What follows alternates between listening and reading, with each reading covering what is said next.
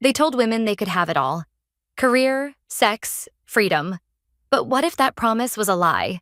In this video, we break down 10 explosive takeaways from the diary of a CEO. One of them might change how you see everything. Takeaway 1. Feminism promised freedom but delivered guilt. The podcast begins by challenging the idea that feminism truly empowered women. Louise Perry says that second-wave feminism convinced women that success means having casual sex, working full-time, and handing over child-raising to daycare. But instead of feeling free, many women feel trapped. Komisar, who calls herself a maternal feminist, explains that feminism once respected motherhood, but later ignored it completely. Deborah Frances-White adds that feminism has become something else women feel guilty about. She gives a strong example from her own life, explaining how growing up in a religious cult meant she had no sexual freedom. But after leaving, she discovered that full autonomy gave her the strength to build a meaningful life. However, she also admits that many modern women feel torn. If they work, they feel guilty about not being with their kids. If they stay home, they feel ashamed for not having a career. This idea that women could have it all turned out to be a myth for most. Instead of happiness, many women today feel burned out and unsure if their choices were truly their own or just what society told them they should want. The promised dream has become a burden that leaves women feeling exhausted and judged, no matter what they do. Now, let's move to the next takeaway. Takeaway 2. Women were sold a misleading dream. The sexual revolution brought changes that were supposed to help women, like birth control and safe abortion. But the message that followed was not just about choice. Louise Perry says it became a pressure. It was like society was saying that if you were a real modern woman, you should enjoy casual sex, work like a man, and leave your child in the care of strangers. Komisar adds that this narrative made many mothers feel like failures unless they were constantly hustling, even if deep down they wanted to stay home with their kids. Deborah Frances-White shares how she once believed feminism would remove shame, but instead it added new kinds. Now women feel ashamed if they do not climb the career ladder or if they do not enjoy hookup culture. These expectations have become a new kind of prison dressed up as freedom. A high school graduate watching this might think about how every path is sold as the right one. But when every path leads to pressure, people end up confused. This dream, which told women they could do everything and feel amazing, has turned into a setup for burnout, stress, and loneliness. Now let's move to the next takeaway. Takeaway 3. Freedom became a prison for young minds. Komisar explains that young people today are struggling not because they are weak, but because society has overloaded them with choices too early. The human brain keeps developing until about age 25. Giving full sexual freedom to a teenager or someone just out of high school is like giving a 10-year-old a credit card and expecting them not to spend it all at once. Louise Perry says we are now expecting girls to figure everything out alone. We say they are free, but they are really being thrown into the deep end without teaching them how to swim. Deborah Frances-White points out that many young people are just copying what their friends are doing. They are not making real choices, just following the crowd. And when they mess up, they blame themselves instead of realizing that they were never truly guided. This idea of endless freedom with no support is actually making people feel anxious, directionless, and depressed. Instead of feeling free, they feel lost and alone. It is like giving someone 1,000 keys but not telling them which one opens the door. Takeaway 4. Casual sex often leaves women hurting. Hookup culture has become common, especially among young adults, but the emotional impact is rarely talked about. Komisar shares data showing that 72% of young men and 82% of young women feel anxious or depressed after casual sex. Louise Perry adds that casual sex tends to fit male desires more than female ones. Most men prefer more partners and less emotional connection, while women often seek bonding and emotional intimacy. Deborah Frances-White says young women today are told to explore freely, but that often means ignoring their own feelings. It is like being told to eat cake every day when your body really wants a balanced meal. At first, it seems exciting, but after a while, it leaves you tired and confused. Warns that this kind of freedom creates emotional scars that last, especially when young women think they are supposed to enjoy it, but secretly feel empty. Many of them do not understand why they feel bad afterward, and they blame themselves instead of questioning the culture that pushed them into it. Now let's move to the next takeaway. Takeaway 5. Sex without connection leads to emptiness. The idea that sex can be casual and fun without any emotional cost sounds modern and cool, but the truth is often very different.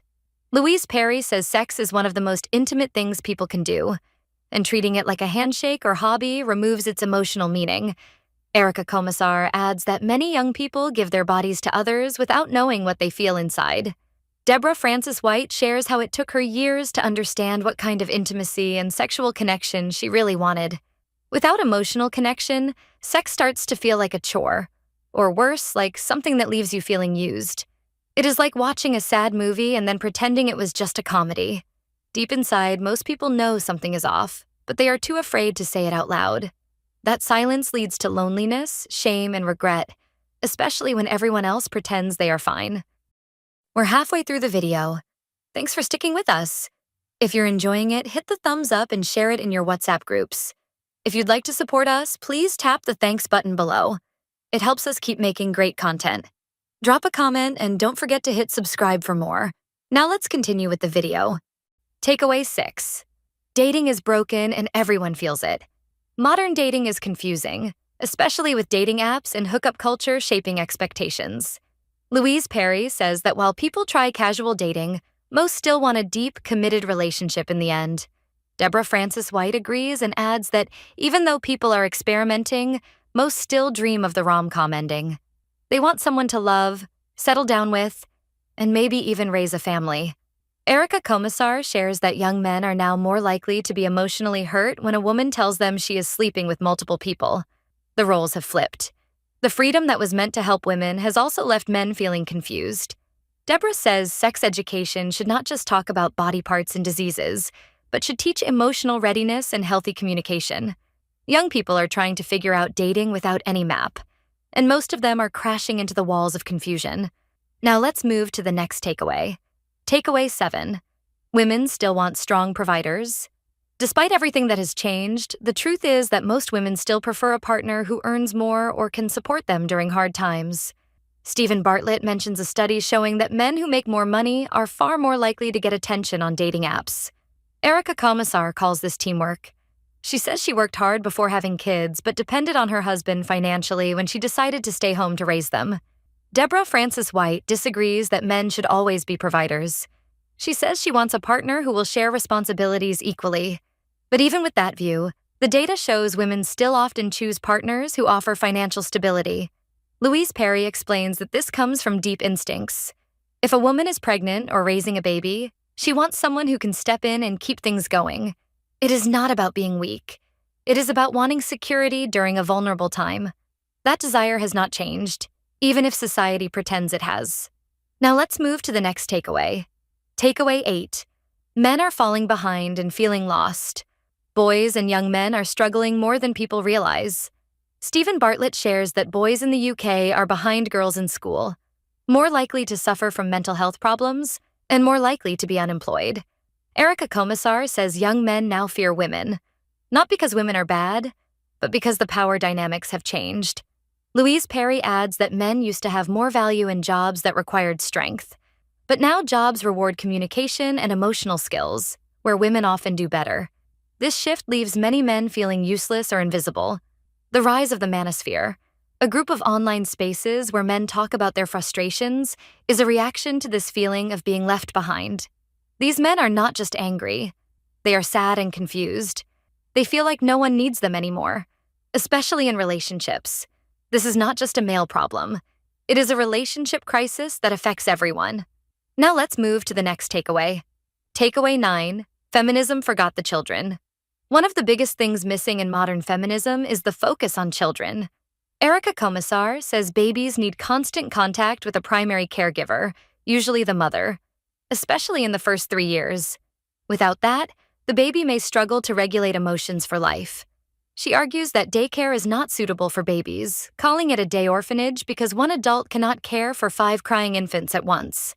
Louise Perry says she and her husband chose to avoid daycare and live with less money just so they could be there for their kids. Deborah Frances-White agrees that many mothers want to be home, but the system makes it almost impossible. Living costs are high, and many women cannot afford to stay home. The government pushes mothers into work because it boosts the economy, but the cost to children is ignored. Feminism helped women enter the workplace, but in doing so, it stopped respecting the work done inside the home. Now, let's move to the last takeaway. Takeaway 10. Emotional education is what we really need. Sex education today talks about body parts, birth control, and diseases, but ignores the most important part, which is emotional connection.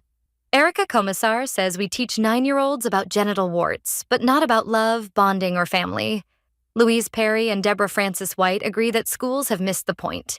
Kids know how to have sex, but they do not know how to build a relationship. They do not know what a healthy connection looks like.